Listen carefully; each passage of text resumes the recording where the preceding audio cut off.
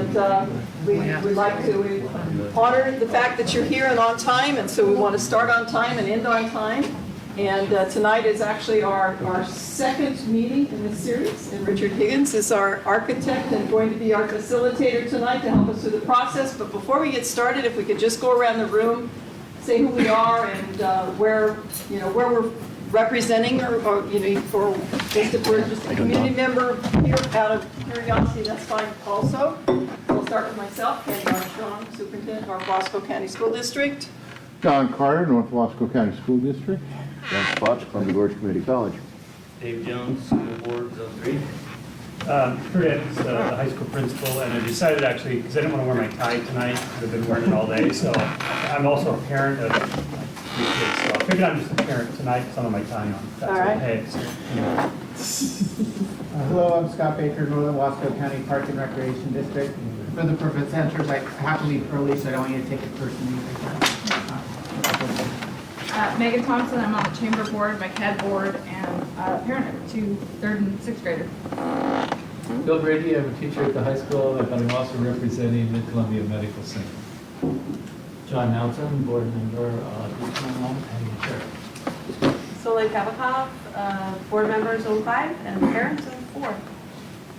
Don Rasmussen, Zone 2, and also on the board here, and also on the board for the Farmers Market.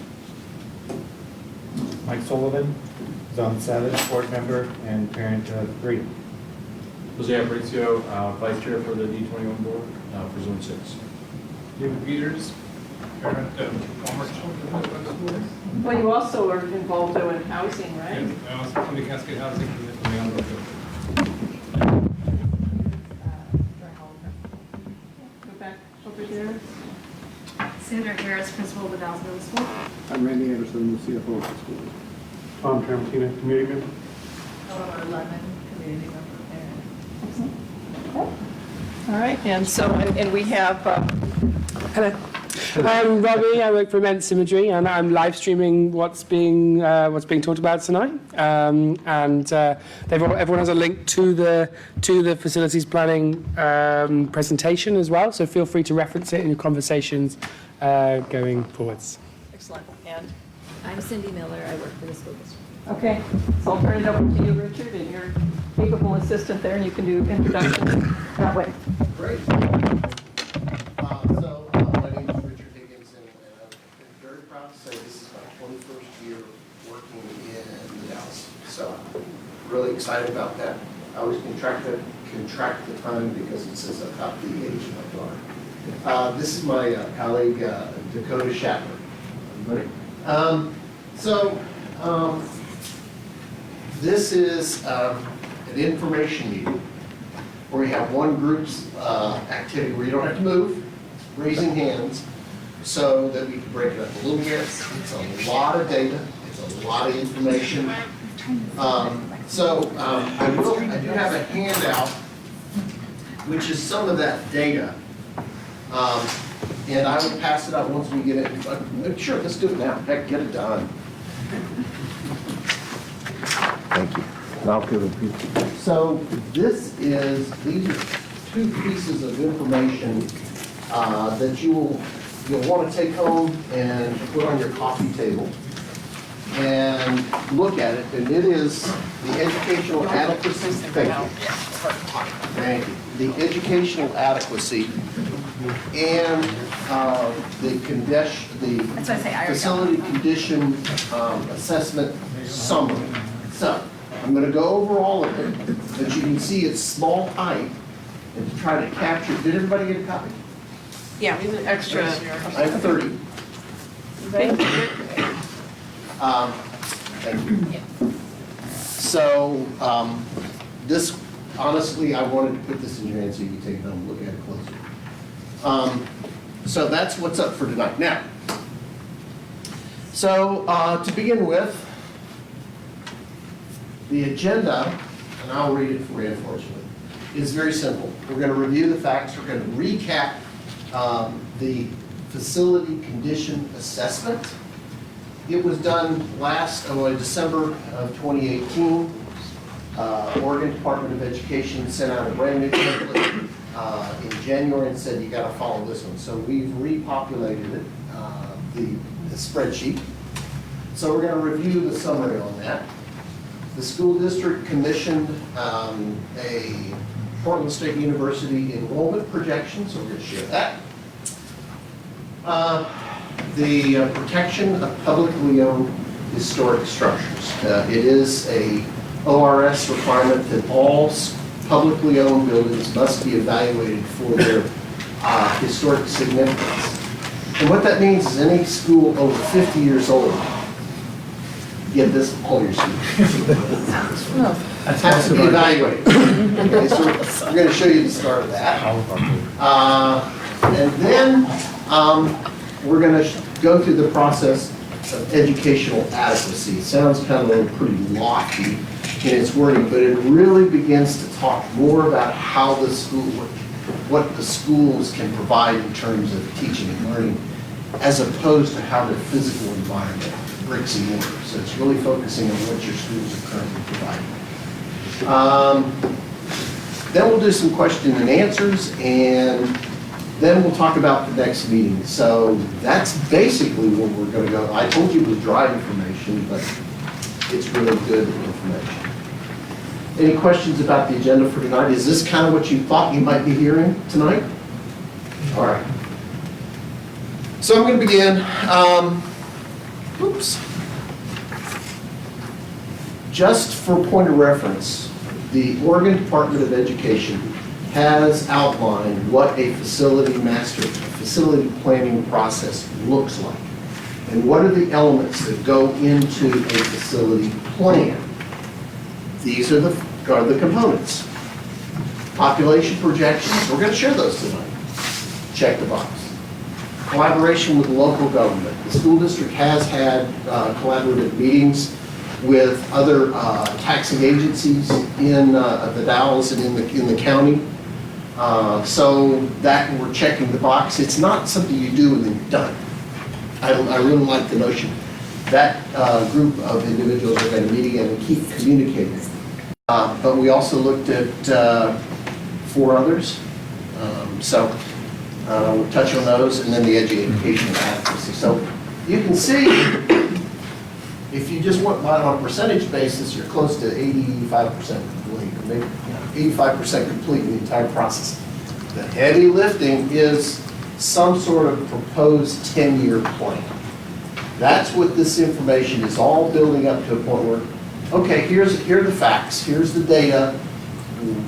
The state has asked you to put together a plan, or has asked the school district to put together a plan for 10 years out in the future. I skipped over inadvertently the community involvement. Thank you, you're here, and we're actually going to have a small exercise to find out who else we can encourage to come to the meeting and be part of this community engagement process. It's really, really important that the community knows and understands exactly everything that's going on.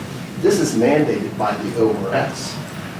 We're going to we create meeting minutes, we put meeting minutes in a reporting mechanism back to the state. The state does reimburse for the $25,000 for these services. If you don't meet any of the criteria, the school district does not get reimbursed. So, you gotta meet all the criteria. So, I want to talk a little bit more about what this process looks like in the state's eyes. 10-year population projections, I have that information. They actually, Portland State for years has been the go-to for this kind of enrollment data. Collaboration with local government, no duplication of efforts. Again, you can see where so far the school district's been consistent with the ORS. Community involvement, more challenging and often lacking piece of the long-range facility plan. This is their presentation. I think you've done, for those 21 years, I've been meeting with a lot of you for that entire duration. It's just been formalized, and we encourage it. Determine an educational vision for 10-year, proposed 10 years. This is, what does that plan look like going forward to support teaching and learning in your school district? Review members of the task force. This is the group exercise that we're actually going to do to figure out who we have here and what other individuals might be willing to participate in the review process. Meeting minutes, yes. And then if there's any surveys, I know that a survey might be an option, but the survey really just might be about the study itself, not about a bond. It might just be about, okay, have you had the opportunity to provide input? The fact that it is being streamed is another opportunity for those individuals online. If they wish to participate, the school district is open to taking those comments as well. Okay. All right, so I got to the exercise. So this is a diagram that illustrates the community involvement, who's engaged. On the left-hand side, you can see as you move up the list, your importance it increases. As you go to the right of the list, how you can influence the process. So we have four categories or 4 quadrants. So be thinking about which one of these you might be. So, bystanders, okay. We'd well love for you to come and hear exactly what's going on in the community. You're just interested in the future of your community. A bystander, you're not really affected by it, but certainly you might be able to persuade individuals. Okay? So maybe you're a bystander. Those affected. What we're talking about, the principals, this is your category. What do you need to provide a contemporary learning environment, give your kids the opportunity for really authentic teaching and learning? You have low influence in some cases. This is the state's description, not mine. You have a low influence because you are a teacher. You're worried about the kids. Your focus is on the kids. And then you can leverage it in that you are teaching the kids. The future of the community is based on what your kids, the success your kids are having in school and in life. Influencers. Again, as you go to the right, inform and consult, show consideration. Show consideration for what's important to the community. Influencers do want their community to be a success. They are, you know, these key people in the community who are outspoken, who really can influence a lot of people for considering what is best for the community. Upper right, key players, heavily invested. I think I know a couple people who are heavily invested in this room in really the success of the school district that aren't necessarily, they're not directly affected. Many kids may have graduated, but they can help mobilize other stakeholders or key players. So for this exercise, you don't have to move. Have you thought about which category you fall into? By show of hands, I'm going to have you tell me, and we're going to write it down, and then we're going to use that. So, bystanders. How many people believe you're just a bystander? Okay, that's 0. Those affected. 1, 2, 4, 5, 6, 7, 8, 9. 9? Okay, 9. Influencers. Great, thank you. 2, 3, 4, 5, 6, 6. Okay. Okay, key players. See, I told you were here. 1, 2, 3, 4, 5, 6, 7, 8. Okay. So can you write this down? Yeah, a little bit bigger. So that was a fun activity, wasn't it, everybody? Who can we encourage to participate the next time we meet? We're going to go, we'll repeat the data. We think it's important that we share the data every time we get together. So, are there some people, bystanders are always welcome. They really can, they don't have as much at stake and they can't really influence, but they are interested in helping out. Who can, how about those affected? Teachers, principals, parents, those would be really good to have them come understand what's going on we have a pretty good distribution outside of bystanders. So please, if you're thinking of someone who falls in that category that you could encourage to come to the meeting next time, which is November 5th. Please do, write down their name and talk to them, ask them if they'd be willing to come. As Candy said in the beginning, we're going to start on time and we'll finish on time. We promise you, 2 hours. Key players, influencers, please give it a shot. It's worth the hour. Just encourage them to participate. Okay, that's all we're doing back. Does that make sense? Are there any questions? Yes, great. Well, you know, one stakeholder that I don't see recognized up there, my kids are gone, but I'm a taxpayer. So taxpayers are stakeholders. Great. So you're effective, meeting the needs, leverage. Your vote is your leverage. So more taxpayers would be great. Anybody who is really interested in their community, is willing to participate in making it better in some way, it would be great for them to participate. Hear the facts. That's what we're going to show you. This is all good data that we followed. We've followed the outline that has been given to us. Any other great comments? You can be in more than one of those places. I noticed that. That's okay. Yep. That's not so uncharacteristic in a small community. Congratulations.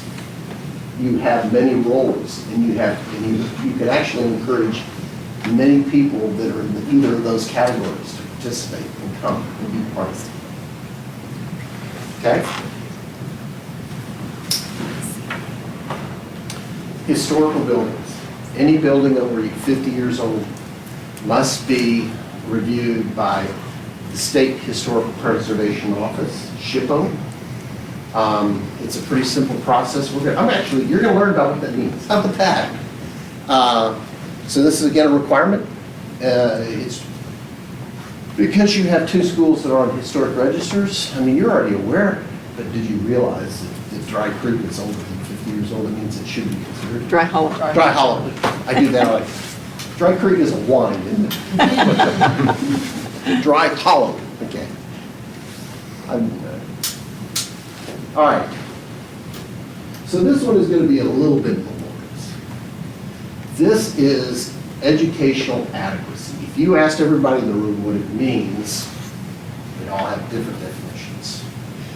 About a week ago, Yeah. we had a dozen of your colleagues reviewed all the schools, and we used the criteria that the state has given us, and that group evaluated adequacy on a 1 to 3 scale, and we came up with a matrix and created scores for all of the schools, and we're going to share that detail with you. So what this,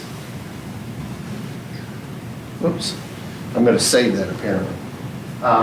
The educational adequacy does have like 8 categories, and it ranges from the capacity of the school to the kind of support programs that you offer, that are offered at the school, to the instructional materials that are offered at the school, safety and security, the characteristics of the space, which is linked a little bit to facility assessment. What is the environment in which the kids are getting the opportunity to learn?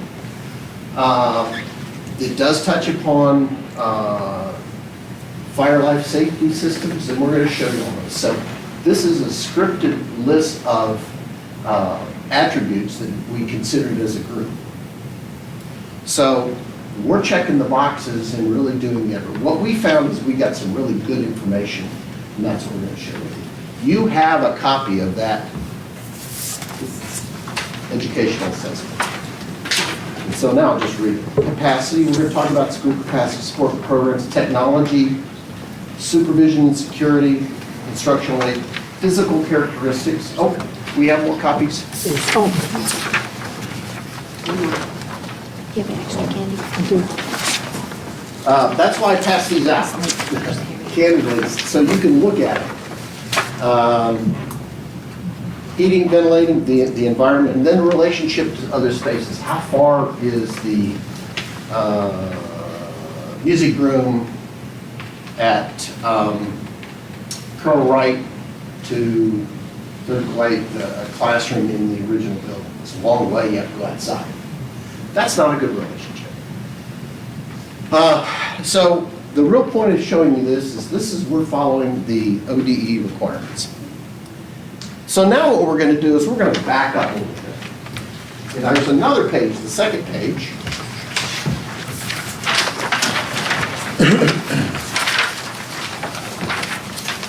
Does anybody not have a copy or can't or not won't have access to it? Oh, there's more. Okay, great. Well, everybody's covered. So this is what is up on the screen. This actually has a little bit more information. But what we were doing is we took the data that was collected and put it into a spreadsheet provided by ODE. It is a standard form, and what we're doing is, the first meeting we went over the details of this. This is a summary so you kind of remember where we are in the starting point. They have a spreadsheet that gives you detailed descriptions of what is a minor repair, what is a moderate repair, what is a major repair, what is a replacement. So as we walked around the schools and assessed their condition, we used that checklist and essentially we did put an X in a box and a square footage, and the spreadsheet generated a cost for that. So it has a database of costs based on our assessment. I am a certified assessor with the state. It's a day training. But I can tell you, I was part of developing this spreadsheet about 21 years ago. One of my colleagues actually created it. So I understood how it works, and it's really good because they put in all the data. They give all of the costs. You've seen this, Dan. So what I really want to focus on this one is if you look at these costs, the first column is based on the assessment. What are the repair costs? Okay? This is the number that they generate. They want you to compare it to replacement cost. The replacement cost is just a cost per square foot times the square feet of the building. Then they update this every year. That's why we kind of got caught in between. We did the survey in December, and in January they sent out a new spreadsheet. They update the cost. This is the updated cost. So let's take, all right, the other part is all of these schools are multiple buildings. Chenoweth is 2 buildings. You've got the way they break it down, the state breaks it down, is you've got the gym addition, and then you've got the old building, even though there's another addition part of that. You have to assess each one of those individually. So what you see is Building 1 at Chenoweth had $3.3 million worth of repairs necessary just to fix it. Now, we're not talking about a new school, we're not talking about rent it, it's just fix what you have there. To build new, that space, just start over, $9.7 million. So what the state wants you to do is create a FCI, Facility Condition Index. And it's a percentage. And what it tells you is what is the percentage of repairs that you need to make compared to a brand new building. So at Chenoweth, on that building deal, the Building 1 is the original building. It was 33.94%. It's kind of, what does that really mean? The number of the 3.3 million is the bigger indicator. If you've got, in the industry, the FCI is a standard industry term. In the industry, if you've got a factor of 30, an FCI of 30 or higher, you have desperate need to make immediate repairs. So it doesn't not an indicator where you should replace it or not. It's an indication that you've got some serious problems, that you really need to create a plan that fixes those repairs. And again, this is just building systems. It has nothing to do with education. See the point? We're going to have educational adequacy as the second point. So you can see we go through it. The second part, building 2 of Chenoweth, is 4.6 million. The replacement value is closer to 18. It's a little newer. Its factor is 28, almost 29%. So you could have 2 FCIs for that school, but that doesn't really help us. I mean, it's good information, it's good detail, so we combine those. That's what this column out here, the aggregate FCI. So it's simple math. We added the 2 replacement costs, added the 2 repair costs, and then just divided them, you know. So if you lump them together, that's what we use as the single FCI, even though there's more detail. So this sheet goes through every single one of the projects. We have hidden 2 projects that were assessed, but are not on here because we're trying to focus on teaching and learning, the admin office and the bus and maintenance facility. We continue to carry Watonka on here, even though it's a special services building, and Mosier is actually doing their own process. And the school district really doesn't even own. We don't have it. It doesn't even appear on any of the state's records as a building owned by North Wasco County Schools. So Colonel Wright is 3 buildings, duh. You got the original building, then you've got the 60s building, and then there was another addition on that, all spread out on a little campus. You can see none of them were really big initial replacement costs. Building 1 is the original. Yes, this is right. It's the largest, has the most square footage. An FCI around 36. Then the other 2 buildings are a little bit above 30. Again, the aggregate puts you at 33.67. The aggregate, that's why we keep saying the aggregate is the most important number. We're going to show you the aggregate for all of those. Dry Hollow is a single building with a bunch of portables. We're going to talk about the portables. FCI 27.28, just below that line. It's newer by a couple of years. by several years. It's just more than 50 years old. The Dalles High School. A bunch of buildings. I think they've got it listed as 3. I think there's more like 6. But you can see the cafeteria and kitchen auxiliary gym has an FCI of 48. But again, the square footage is not commensurate. It's a pretty small square footage. So if you just linearly just collapsed them all and created an average, it would be incorrect. So again, we took the numbers, the actual numbers, and the combined FCI is 30.46. And again, this doesn't take into account the kind of spaces that are in there. Doesn't take, I mean, the chat and shoot is so small that you really can't, everybody can't be housed in it. That all gets captured in the educational add. The Dalles Middle School, again, another kind of no-brainer. I think this is a good illustration of how the FCI kind of works. This building's 15 years old, plus or minus. Has an FCI of 1.63. It's still in pretty good shape. You don't have that much you need to do to repair the school. Watonka, we did look at all of Watonka. It is an anomaly in that I understand you have program spaces at a community school, but it still needs to be assessed. The only thing that really is skewed way out of bounds is just its capacity. So I beg your pardon, we don't really have a capacity number that really tells us much.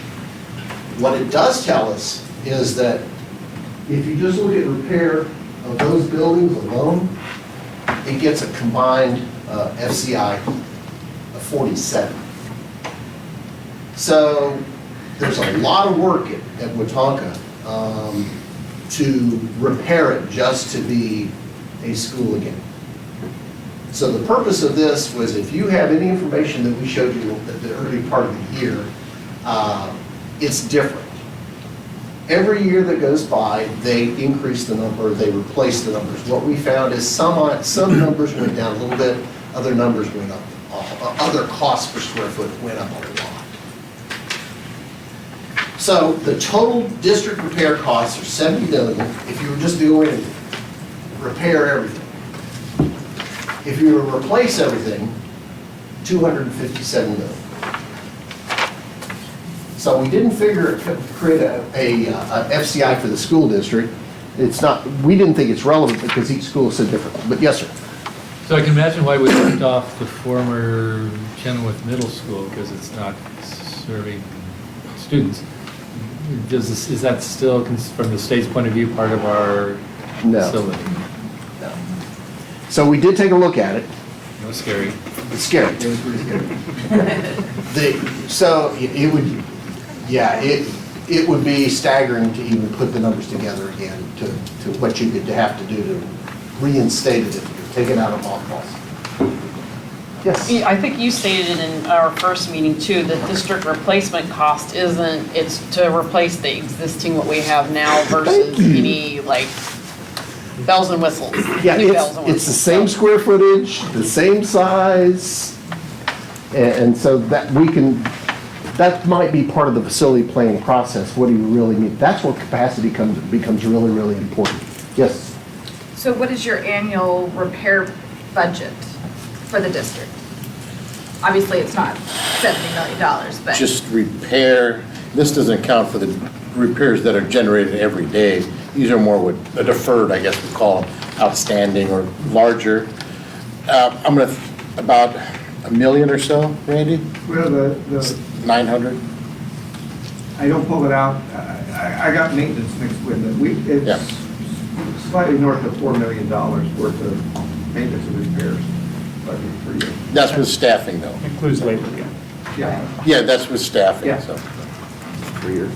Which is still a real number, because if you hired a contractor to do it, they would still have their labor costs. So basically what you're saying is we're losing ground. Yes.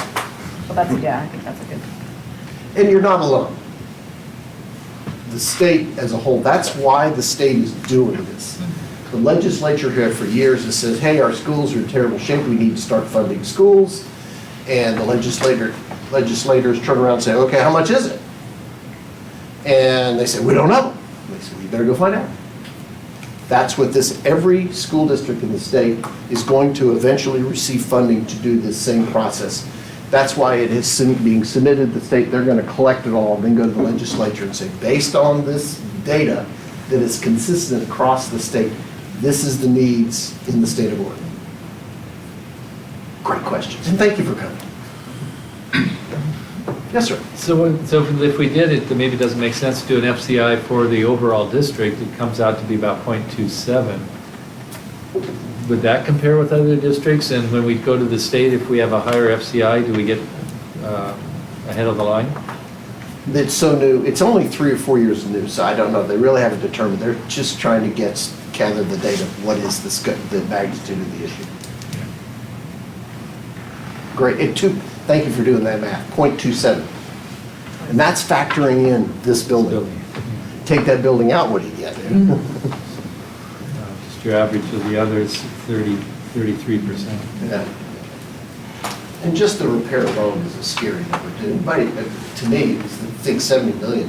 Whoa. And that's just a fix. Okay. So if you went about repairing everything, that's 70 million, how much more life does that give you? How many years before, in other words, is that a viable option? I guess I'm trying to get at, but how much more life do you get? If you So just repair? every system has a different life expectancy. Carpet is 7 years, so it would solve that problem for 7 years. there's a lot of security systems and lighting controls. They probably would last until the technology outpaces it.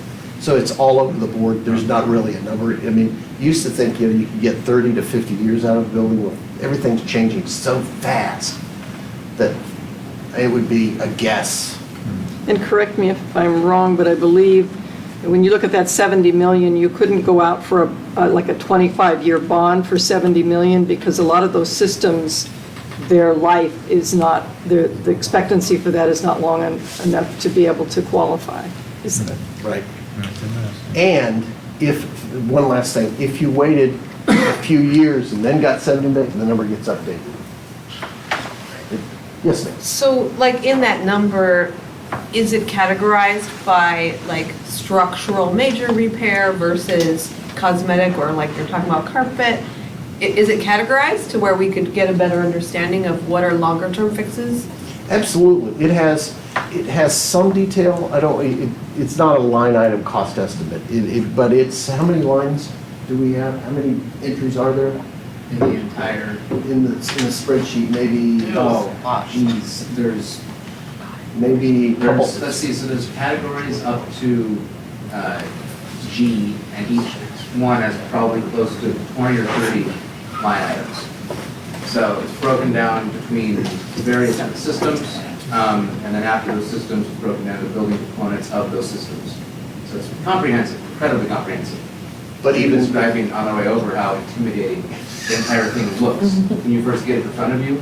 But once you start doing it, you realize, oh, this is totally within the scope and reason of capturing an entire school in one spreadsheet. It's very comprehensive. I'm sorry, I started to break it open, but I think I would get off base. And if we go, We'd be here all night. Sorry, and I don't want to derail you a little bit more. No, on the contrary, I really think this is important to ask these questions. We want you to understand this. So, just so we have some ideas of timelines, and I realize this is an imprecise science, but when we talk about, you know, the state gathering all this data and the legislators evaluating it, what's the timeline on them having a composite of all the data from all the districts? And you know, when would be the soonest that they can make any kind of revenue proposal that would support school infrastructure? So the state has created the AWESOME grant, Oregon State Capital Improvement Match.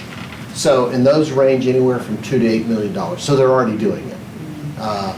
How it expands over time and to what level, we don't know. But they brought along the TAP grants to pay for these kind of studies. Right. So, But I'm just looking to see if But there's going to be I any. don't think we should believe that we're going to come up with a number that's $12 billion, and No. we're going to come up with $12 billion to replace schools. Well, I think the other factor is that the legislature just put a huge, for over the past 30 years, investment going forward, starting next year in K-12 education. I don't think we're going to be able to go back to the legislature and ask for more investment in K-12 because there are an awful lot of other folks that either received not as much or certainly have needs as well. So I think that's the other factor. The investment in what goes on in the buildings is huge compared to what it was, but. So basically what you're saying is that there's a snowball's chance in heck that, you know, the state would pony up $254 million to send to our district, you know, realistically. So this is going to have to be at the local level.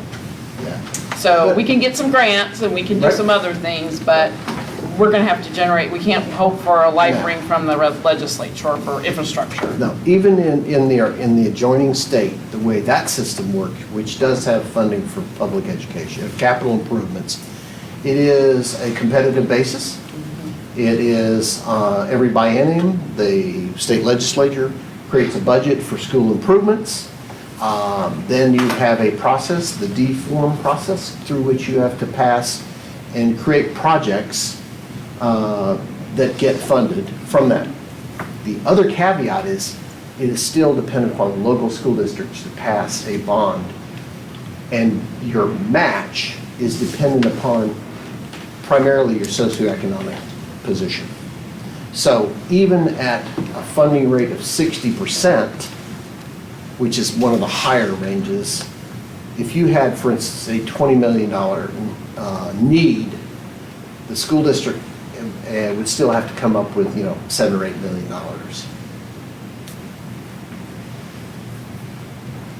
So it's far better than what we have now. So we're all optimistic, yeah. But to Candy's point, we can't, and to your point, we can't expect the state to say, oh, we got money, everybody come in, tell us what you got, we'll send it to you.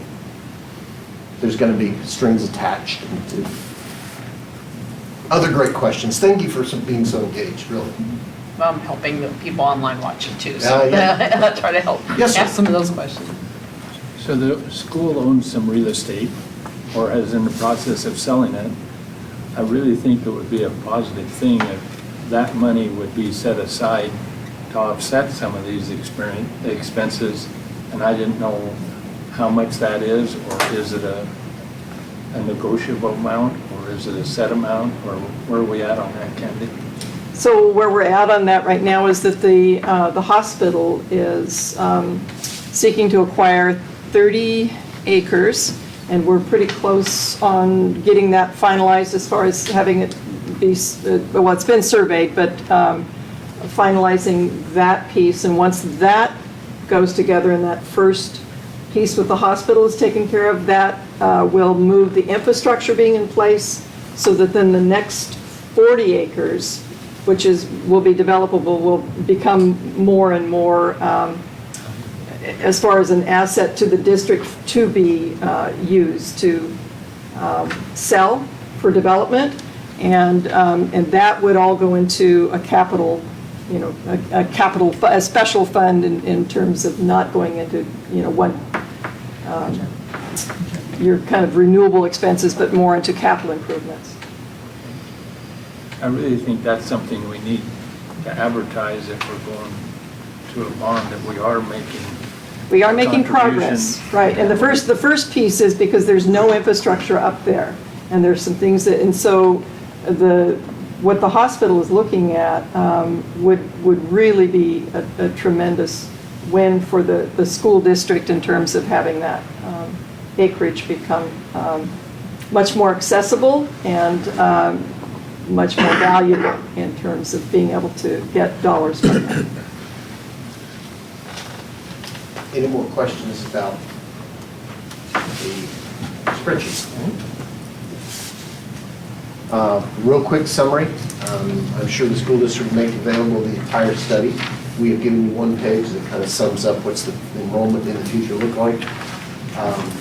So this was commissioned, that was prepared in August of this year. So here's Cliff Notes. So good chart. Looks like in 2016 you reached your peak, you had a little over 3,100 students. Dropped off a little bit since then. So here we are right now.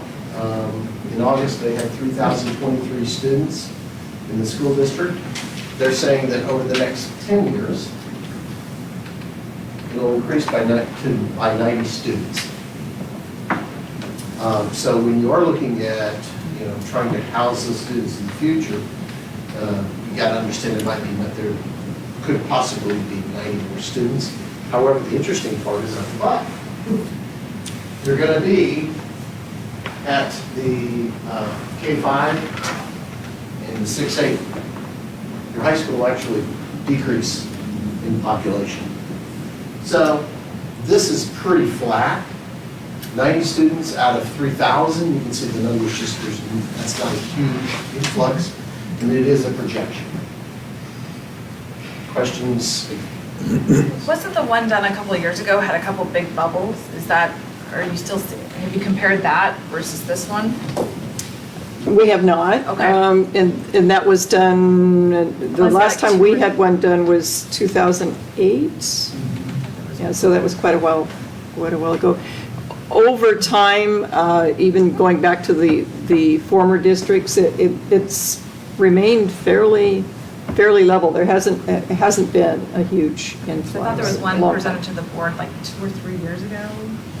That had a couple. I just pulled the data on September 30th. Again, that's my sort of benchmark to measure My 10-year rolling average change is 0.14%. So we only move a kid or two or four. Over time, yeah. On average. And you're looking at 90 kids over 10 years. 10 years, Right, yeah. that's not fair. Yes. So maybe, and I need to know this anyway as a board member, but how are we doing on classroom capacity currently? I mean, are we, the rate student to teacher ratio, are we over, are we under? I know that fluctuates, but, I guess this can impact that. But if we're fairly flat, then, are we jammed to the It depends on where you are and each class. Like, for example, you might have a fourth grade class that's large one year. For example, this year, our kindergarten classes are very small, but we have more kindergartners than we had last year, but we added one more section of kindergarten. So they're staying around, 16 to 19? They're about 19 and 20. Okay. At Colonel Wright, I believe they're at 20, three sections at 20. And at Chenoweth, I believe they're at 16? 16. Yeah. And what's the target then? What's the acceptable target versus, Well, that, I need a little help on that. part of that depends. One of the things that you have to factor in is, for example, Colonel Wright Elementary School has smaller classroom sizes. So when you get up to the upper elementary at Colonel Wright, and we're packing 30 kids into a room, that is, you really have a difficult time doing that and it's a little easier. It's not ideal, but it's a little easier to have 30 students in a classroom at either Dry Hollow or Chenoweth. So that is So that's part we of are it. hitting some of those thresholds in some We of those cases. do. And again, it depends on the class that's going through. So for example, this year at the middle school, you have, you have two fairly large classes, sixth grade and eighth grade, right? 6th and 8th, they're fairly large classes. And so you're really pushing capacity at the middle school this year. But it just depends on the year and where the students show up. And at the elementaries, we have to really work at balancing because the footprint of Colonel Wright is so small that you can only have so many students in there. So even just with a few, we're already hitting on the ceiling at some points in some of the rooms that we're hitting that threshold. Right. Yeah, Right. okay, so that helps, I think for one of the things to remember is that in the past, we hit that threshold and passed it, so we use a lot of portables. As everybody knows, Dry Hollow's got quite a few portables. That was the answer in the past as a temporary thing. So I think we've exceeded the threshold for the elementary schools. Anymore, I don't know if we can bring in any more portables. Well, Colonel Wright, I don't think there's no more room for. There isn't any room at Colonel Wright, and you could probably bring in, but again, going back to what you talked about and we're moving to is the distance from the main building and all the things that they have to access, and that gets more and more difficult. Yeah, I agree. And those should be temporary, although we use them for a long time, but long-term temporary right now. So I guess appreciating the contribution that the private schools in the city make to our community, but also appreciating that their budgets are always marginal. Does this include the enrollment of private schools? And there No. was one that These closed are this year. our students. Yeah. Yeah, okay. What's interesting is we do look at capacity coming up. Yeah. So, any other good questions? These are good. Again, I appreciate the engagement and everybody's dialogue. This is really important. I want you to really understand what we're proposing, what we're showing you as data.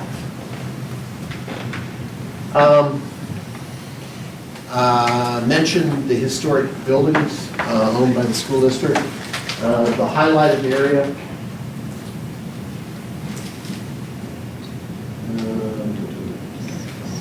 Any property listed on the National Historic Register is eligible. In general, historic properties that meet the 50-year guideline within their historic appearance for the most part. So I paraphrase essentially, if there's significant elements and it's over 50 years, you're going to have to deal with it. And I think when that comes into play, one of the things that we noticed the last go-around was when we were talking about renovating the high school, to replace the windows at the high school because of its historic nature, it's really expensive.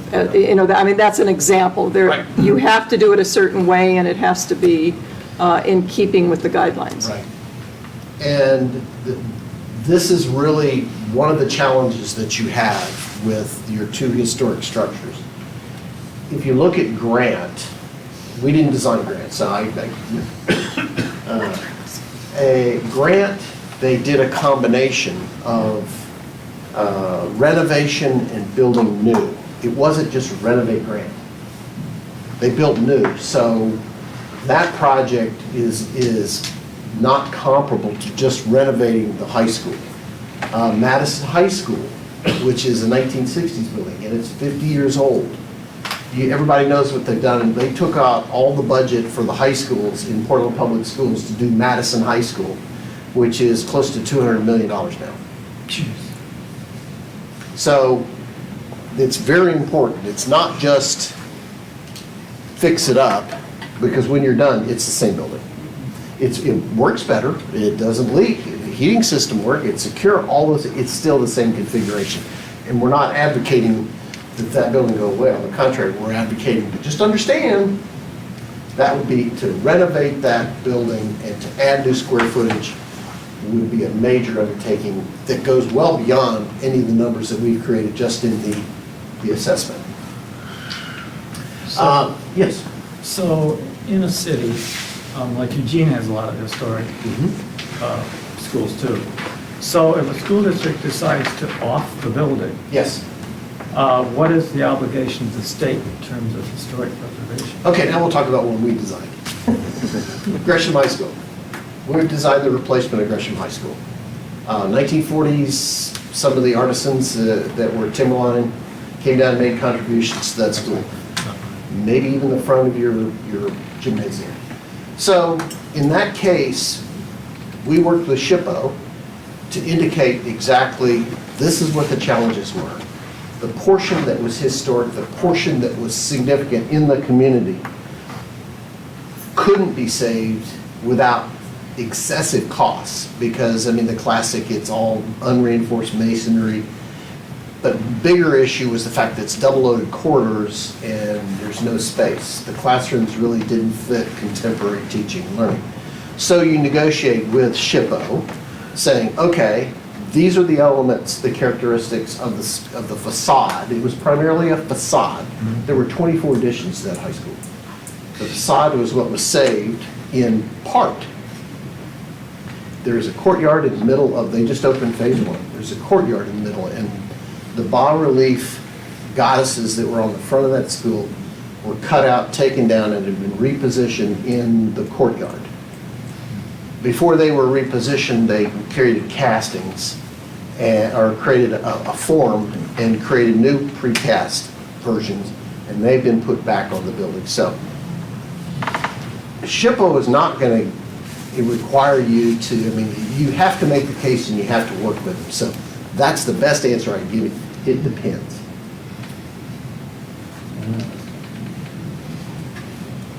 I was going to go through this, but the part I really wanted to illustrate was that we have, for this process, we have created the submittals to SHPO. You have to identify the address, you have to identify the age, but until you know what you're going to do with them, there's no next step. Because what you're going to, back to your point, until you determine exactly what you're going to do and whether that impacts the historic nature of the structure, SHPO doesn't have any input. Not that they don't want, it's not they don't need to because you haven't planned anything. The moment you plan something, then you need to go to SHPO and say, hey, this is what we want to do. And like I said, the Gresham High School is the best example I have, the recent example. And you know, we're really proud to have been a part of that and to have saved those pieces. And I can't wait. Please go look at it when it's finished. It still has one phase to go. So to that end, Here's what a SHPO form looks like. All it is the name and the address. Here's the fun part. This is the submittal back in 1984 for the high school. It essentially describes all the elements, this next page talks about some of the, this one. Where was I reading that? Site Old Dalles area in the vicinity of the Surgeon's Quarters Historic Landmark Park. That's Colonel Wright. Okay, thank you. So you might end up with Pulpit Rock and Matan Springs, and the one that has to do with. It was, here we go, it's this one. Erected to replace 25-year-old structure destroyed in a fire, February 1940. 41 yearbook offered the following description. All stairways, vestibules, and foyers are floored with beautiful and durable terrazzo. Drinking fountains are placed in tiled recesses. Banisters and balustrades are of wrought iron, intricate in design. Marking the main entrance and featuring the history of this spot, hallowed to education, are bronze door cases and limestone trim. Great stuff, yeah. Okay. It would be, so they want, this would be very helpful in trying to document what should be saved and what can be. They want you to try to use what you have first. So we're getting, it's worth mentioning because there's no action right now. Just understand that you do have a beautiful resource. What you do with it needs to be determined once you decide what's best for the entire community. So it's kind of a bargaining between state and community as to what gets done, what does not get done. You could look at it that way. Now and again, going back to Gresham, it became a political football. The mayor came out against the project. And it was through negotiations with the mayor, who remembered his childhood remembrances of driving into Gresham and seeing this high school, that we did reach an agreement. And you know, everybody seems to be pretty happy with what they have so far. So yes, it is a negotiation.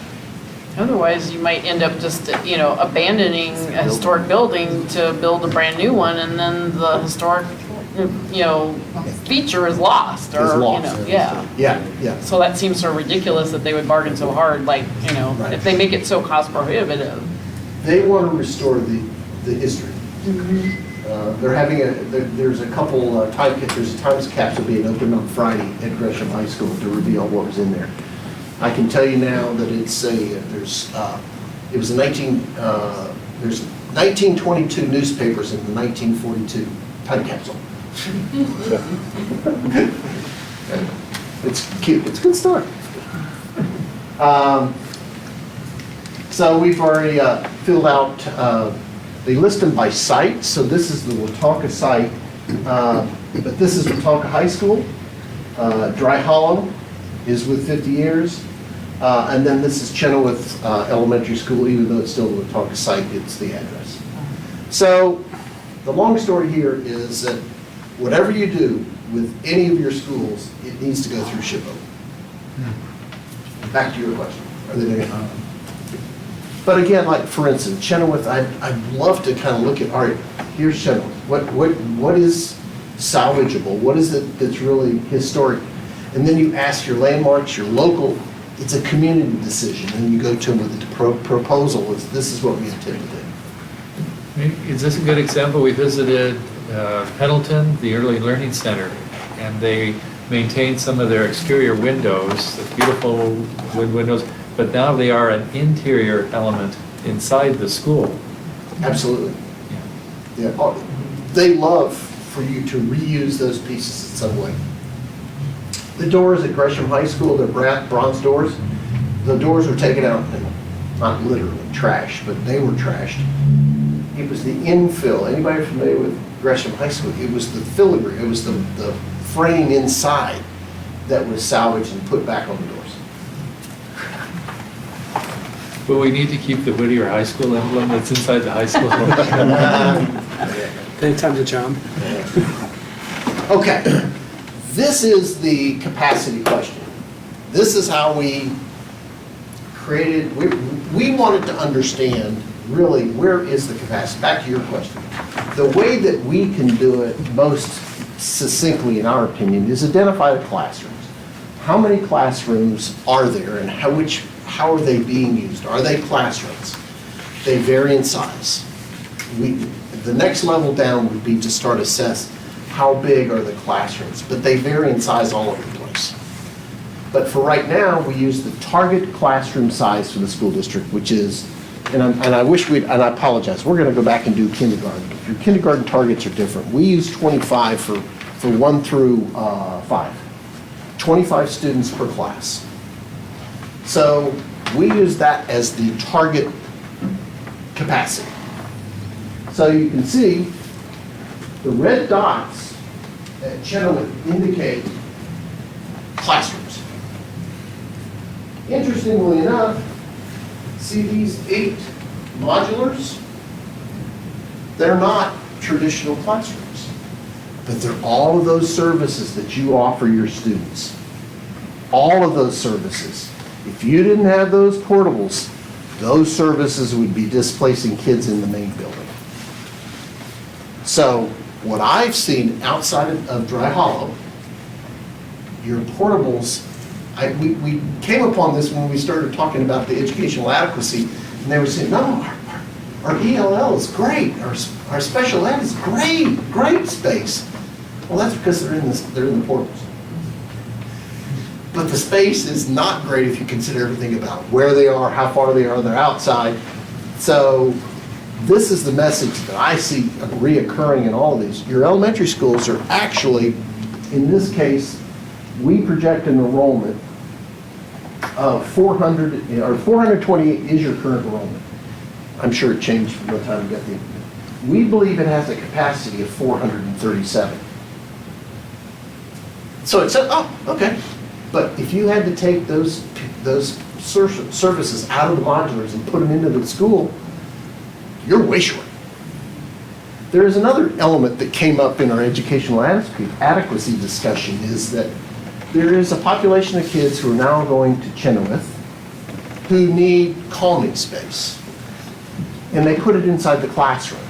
This is an interesting trend we're seeing more over and over and over. So if we looked at it at 19 students, we decreased the target number by 4 to make this calming space in the classroom. The capacity drops to 361. So this suggests that you're pretty tight at Chenoweth. If you're displacing space in classrooms for a calming area, you're filled up. But I think the message is, the bigger message is, you're using portables as places for special services that now are part of contemporary teaching and learning that we didn't have many years ago. ELL, special ed, and you have some special ed spaces at Chenoweth.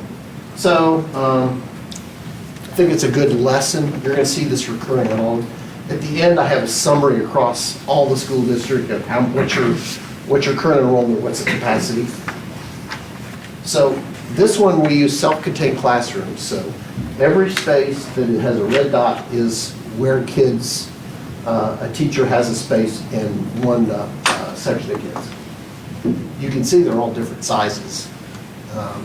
So instead of trying to drill down that deep, we're just getting you the big idea. And because even the 25, sometimes you have 30, sometimes you have 20, so. Colonel Wright. This is a good example of some spaces that used to be instruction that are for your special services. What is ELL? It's up here in the corner. You've got reading and music out in the modular, the portable.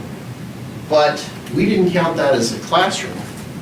So we counted 14 classrooms, average target enrollment of 23, for a total of 322. Current enrollment is 328. So you're over that target. But if you've added another modular, move the ELL out into it, you put more kids there. So we're just counting those spaces that are actually being used as classrooms today. We didn't calculate it in 19 for the calming space.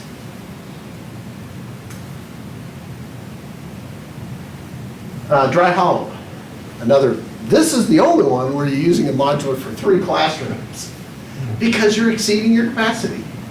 414, 18 classrooms is 23 students, is 414 capacity.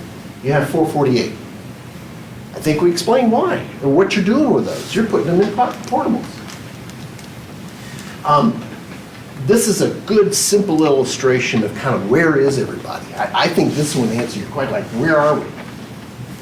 9 portables, there's 12 portables total, 12 portable instructional spaces. But because of the enrollment, you have 9 spaces that are for special service.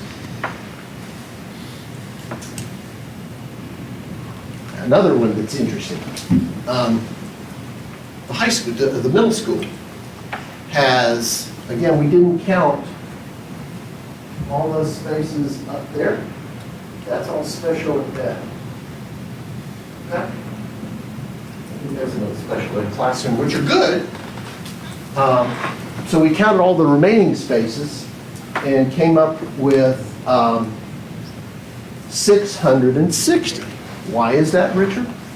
Because we took the 27 classrooms, and as a planning tool, we say that every school has a 7-period planning day.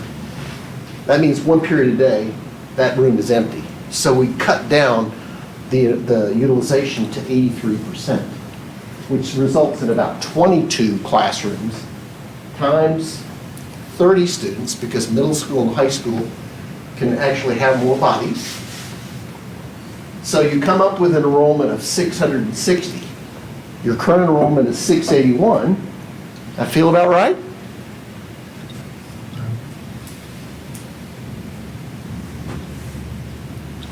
High school, same math. We counted all the classrooms, which is a little harder. And 30 students, and what's the math on 30 times 0.83? We're at it should be 0.8, we're 5-period days, so it'd be 0.8. Yeah. 0.8, yeah, okay. So I know the math, we came up with like 750. Is your enrollment? 827 this morning. 829 is the enrollment. Capacity is 750. Whoops. Yeah, 4 classrooms off-site, so we could almost count, we have. Thank you. Be like 4 modulars somewhere, you know. That's the only way you can accommodate all those kids. Where's special ed? Our high needs program is at the Wetumpka campus. That's the only way you're able to accommodate those kids on And then we have 3 up at the college. Right, yeah. We rent rooms from the college. So the high school is woefully inadequate in square footage. Wonderfully inadequate. Stellar. Richard, when you got the slide up, would you also demonstrate how the layout around the auditorium is inefficient? Yeah. Well, look how big my favorite part is look how big the auditorium is and how often do you use it. It's a big slug of space right in the middle. We use it tomorrow morning. So anyway, I'm going to belabor the point. And I think I created a math error in the next slide. So we did have fun putting this together because every time we looked at it, we found out something else we didn't illustrate. So it's really revealing. Now we understand why you're crowded. When I was looking at the numbers and I said, wait a minute, how does a student with disabilities get around campus? They don't. They don't. They don't. They don't. Again, Wetumpka, we did the exercise. Because you don't really have a fixed enrollment and a catchment area, it's not really relevant. But if you wanted to, 450 kids, But remember, it had the highest FCI at 47, a facility condition index. All right, there we go, my math group. So, here's the summary statement.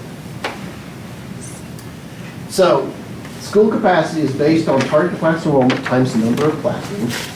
High school, middle school modified for 6 out of 7 period a day. Portables are not included in the capacity calculation. So you can see by those numbers, Chenoweth has space for 9, Colonel Wright 6, but then Tri-Hollow has overstuffed by 34, and the middle school is 21 and the high school is 80. But we have explanations for how you're handling that. So the portables typically house educational support services, except at Dry Hollow where you have 3 spaces for classrooms. So that's the capacity summary. That leads into the educational adequacy because the first question is, how much space, what is the capacity? And I think you're going to find that middle school and maybe Chenoweth were the only ones who had scored that it was adequate. All the others are ones. Let me check on that. It's the first line at the very top. Yep, Chenoweth and middle school. The only ones that scored a 3, which is adequate. We could have done 2 and called it marginally adequate. A number here and there did not change these numbers radically. So, all right. All right, so I'm sorry, back up. Any questions on capacity? Yes. You have 9 classrooms or maybe classrooms for Dry Hollow? There are 12 instructional spaces. Right. Are bungalows, if you like to call them. So are you taking out the 3 Yes. classrooms? Okay. Yeah, I'm just trying to make the number right. Just to get an apples to apples. And thank you for that information. So I'm reading Chenoweth at a 2 for capacity, not a 3 at this point. Oh, okay. Yep. No, okay, great. That is the average score for capacity. Oh, the whole, gotcha. Oh, yeah, great. Yeah. So if you drop down the number of line, Core facilities. core facilities, which classrooms, special needs. All right, hold on. Let me go on to this just so. So I'm glad I did pass this out. Let me explain to you what you're looking at. Let me explain how we, then we'll go back to the details. What we did, just so that it was consistent, we created an average score for each category. Because in some instances, like Watonka, we really didn't factor in the core facility capacity because it's an anomaly. The same thing with support for programs. We still wanted to calculate what was its educational adequacy, so we just adjusted the number. So in that case, the denominator, for Watonka, the denominator was 18 as opposed to 24. It's just math. Obviously, I love math. I love spreadsheets. Also, we created average scores because there's some, like in elementary school, CTE doesn't apply. So we didn't want to penalize that category with a 0. So we just changed the denominator based on the unique conditions, trying to get as good as apples to apples comparison as possible. So as everybody's looking at this, keep in mind, there is no score lower than 1. Well, that's good. We tried to get it. That's the highlight of the moment, it's the evening. So we made it simple because really, when it comes down to it, it's either adequate, marginally adequate, or inadequate. Any shade in between is just a number. So we broke it down into 1, 2, 3. And so then we created an average score for each area such that if you wanted to come back and look at, okay, well, Chenoweth has an overall score of 1.6. Where are our worst conditions? But more importantly is if you added all these up and averaged them, the total score for Chenoweth is a 1.6. Remember, 1 is the lowest you can get. 2 is marginally adequate. Marginally. Okay, it's not marginally adequate. If you go to the right, next one is Colonel Wright. 1.3, it's even less adequate. Why Dry Hollow? Is it 2? We can go back up in there and look at the score and see why. I think you find like its technology is a 2. Its instructional aids are 2.3. Physical characteristics are 2. You got a 12. Look at it. I got a 12? That's skewing the number. Yeah. Under indoor air quality. There's a random 12 there. You guys got some good. There's really good air in there. I thought Kurt was claiming the best air, because he said his was all natural. Okay, The 2 is inaccurate. Lower. It's much lower. okay. All right. Well, see, I sent it to all my colleagues who did this. You didn't catch me then. No. So it come out of 1.4. It's what? That 3.6 would probably come out about a 1.4 if you do the quick math. Okay. Well, that blows everything, so I have to go back. So I did it as a 1. If that's That 12 what is you're pretty significant. Yeah, and I'm surprised I didn't catch it with a 3.6. You can't get it. Yeah. All right. Yeah, doggone it. I was wondering about that. Now you have to check Special is going everything. on there. No, rest is good, I checked. Okay. So once we get that rectified, again, these are numbers that should be indicators. Once they get fixed, we'll give you a good indication of kind of how do they meet the educational requirements. It's apparent that definitely Dry Hollow is going to drop back down below 2. So if you look at it that way, there's only one school that is adequate. It's the middle school. And it actually has, if the math is right, sorry.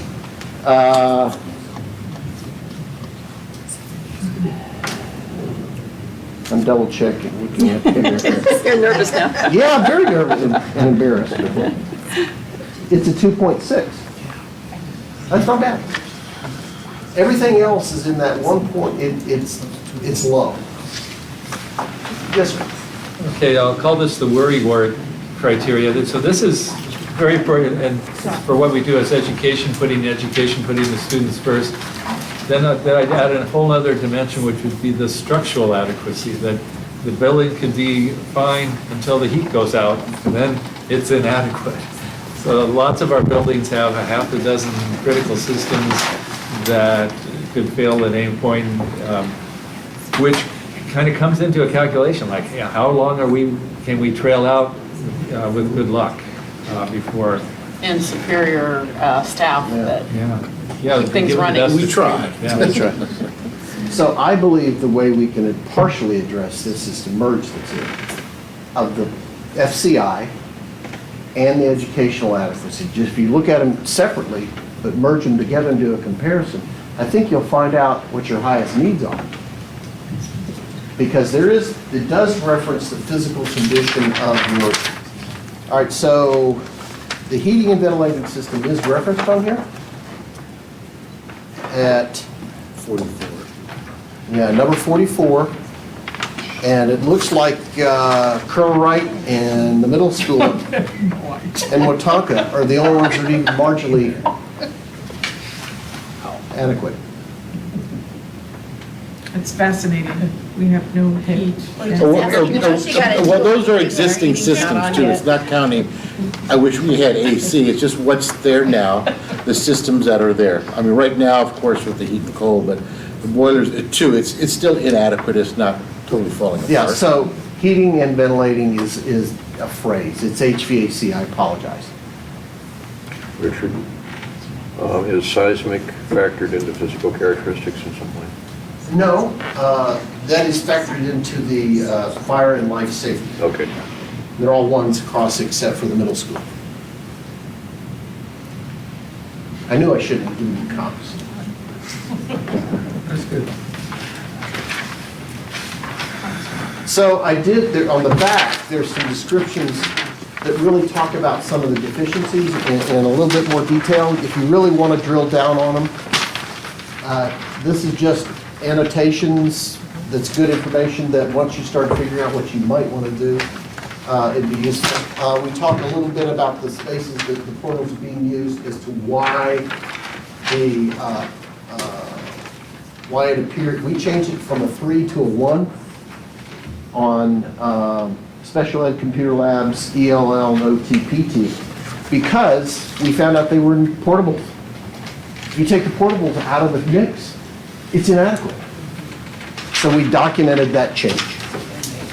I did capture the discussion, has 5 off-campus spaces for the high school, CGCC Readiness Center and Watonka. Special needs. I think just 4. Well, we have welding at the Readiness Center, right? Or is that Well, one? yeah, there's 3 at the community college, count welding. And what about the classroom at NDI? Do you count that as well? Well, yeah, but those are intended to be off-campus, I guess. Okay. NDI is intended to be a separate space, alternative education. But it's still part of the high school. Yeah, I mean, they're part of it, but, Yeah. and then, I guess Got it. those 4 classrooms would be, those would intended to be on the main campus if in a perfect world. So, Okay. So I guess I'm counting it as 4, yeah, but. We referenced the fact that the athletic fields are off campus. Yeah. So these are just, again, trying to capture some of the discussion we've had about the adequacy. And I think in summary, the middle school is the only school that is adequate. And we're not even talking about structure. And to Dan's comment, we're not even talking about seismic. That's covered in the safety and security. That's only one category. All of these categories combined really make up the total score. So this is outside of dry hollow. Oops. Yeah. So this is the quick illustration. Yeah. Marginally adequate is here. And this isn't up there. Then every one of your schools are down here in the bottom range.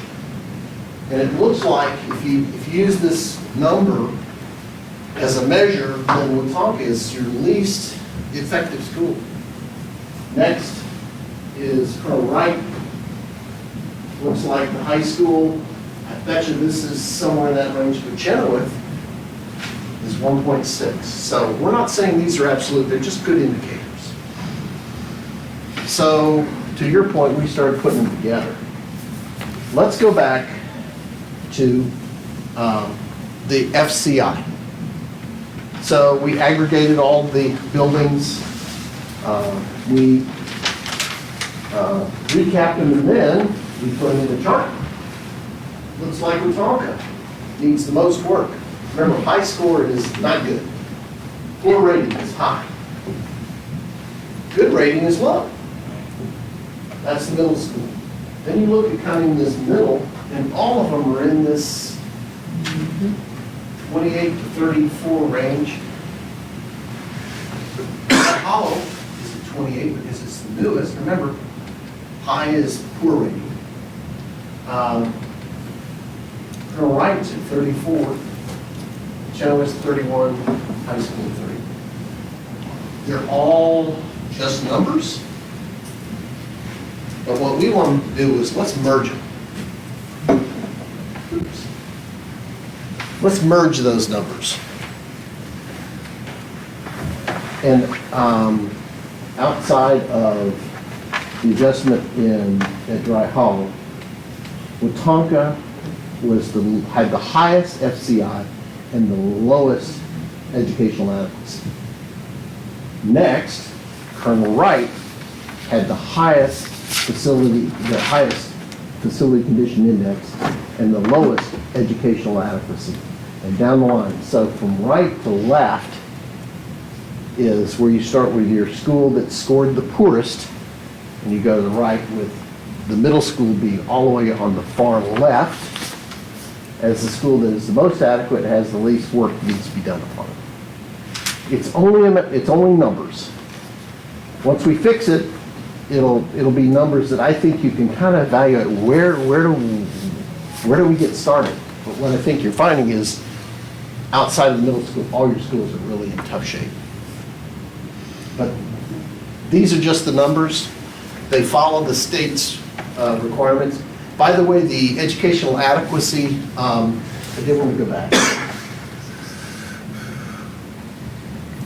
ODE prescribes these categories that are on the chart. Capacity support program, technology, supervision, instructional aids, physical characteristics, learning relationship, learning environment, and relationships of space. This is what ODE prescribes. Our adequacy scale is slightly different, but it's still the three numbers. They use it as good, and not so good, and poor. We just modified it a little bit better, but it's still a three-level system. So, as I said in the beginning, we wanted to brief you on the information. We wanted to give the information. I'm profoundly apologetic for the spreadsheet hiccup. But I think we can see the score is going to be in that range. So the next steps are, what do we do with this? So I now am open for questions on any of this and be happy to drill down on you. I would like to make one comment, Richard, before we move forward, because when we look at Wetumpka and when we talked about the Chenoweth Middle School, I at least want to take us back historically. When we consolidated, we were not two equal districts in terms of enrollment. One district had about 1,000 students and one district had about 2,000 students. And so we were immediately faced with buildings that weren't built for a 3,000 student capacity. And add to that, not too far into our history, and we hit the recession, a very deep recession, and we had to make some pretty tough decisions around buildings and where to put students. So I just think that's a piece that people need to keep in mind. And if Wetumpka Community School is any indication of the middle school's condition, they were buildings that needed some little work. So that, I mean, just, we looked at it, but it was boarded up and it was homes for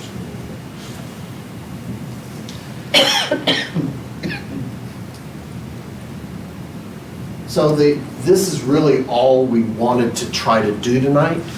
We want you to digest the information. The next steps from the next steps are to take this information and start discussing, and we're going to want to do it, we'll do it in smaller groups.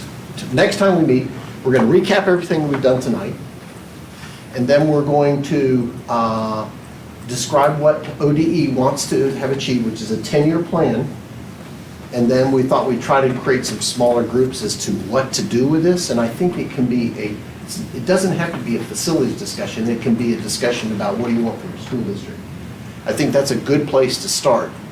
And then we also can revisit some of the guiding principles that a previous group did, which was a reflection of what the community wants from your schools. We can review those and either validate those or just throw them out. They seem pretty comprehensive, but we'll see. But then you have to kind of scratch your head and say, okay, what should we be doing over 10 years? Can't do it all, but what can you do? Is that fair? Mm-hmm.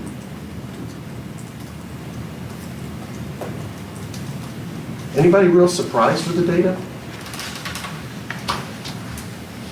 I'm surprised some isn't worse, actually, honestly.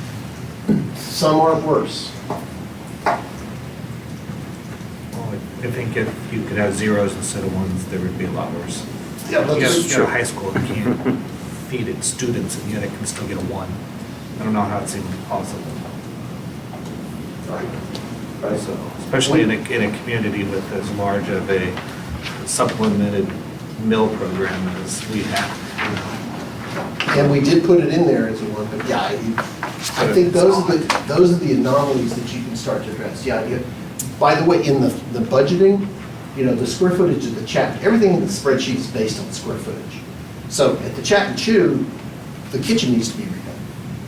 If we plugged in the number for that element into that square footage, it came up not even, couldn't replace one or two appliances.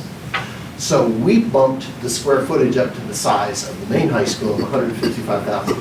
So what that is, essentially we created a replacement kitchen for a high school of 155,000 square feet. And so that's why the number for Chat and Chew is so high. We can't really address the square footage. We can't address the equipment, because that's what you got. So it's not an exact science, and that's the kind of stuff that I would encourage you to bring to the table. It's like, hey, this is great information, but if there were zeros, it'd be below adequate. One piece that I see is the need for technology in the way that we teach our students going forward. And even if we were to repair everything and just repair it for 70 whatever million, then it wouldn't address the fact that the way that we're teaching has changed drastically in the last 80 years. So, and will continue to change, I'm sure. It's not going to stop. So in terms of a forwards plan, I think that should be a really big portion of that, is that what are the best tools we can give to our teachers. This doesn't really touch upon, looking at it here real quickly, sound amplification for teachers. There's a lot of research that shows I'm sure you have a couple systems. Sound amplification for teachers that really everyone in the class can hear. There's been a lot of research done on that, how impactful that is on teaching and learning. And certainly I would hope, because we have some of those affected by it, would bring those issues to the forefront of the discussion. What does that new school look like, or beg your pardon, what does contemporary learning look like in the future? What do you need to match that, regardless of the kind of space in which you put it? Yeah. And what infrastructure do we need to support all of that growth? Right. So, November 5th, I will, can we update, and I will send up the spreadsheet and send it back to you, and we'll get the new score, and get the new charts. Do you want me to take it off the website? I just put it on the website. Do you want me to break the link? Yes, I will get that to you tomorrow. Breaking the link. I will do the same. I kind of like that. We'll get it updated, I don't know, it's just something the charts will about it. change, but again, it's a spreadsheet. Can you send it to me? We can do it, so we can adjust the charts and we'll get that updated. Any other questions? Okay. Candy, anything else? No, thank you very much. Really appreciate you coming. Hope to see you again in November. And maybe some more people as well. Please invite those people whose names you jotted down as to contributors. And thank everybody that took the time to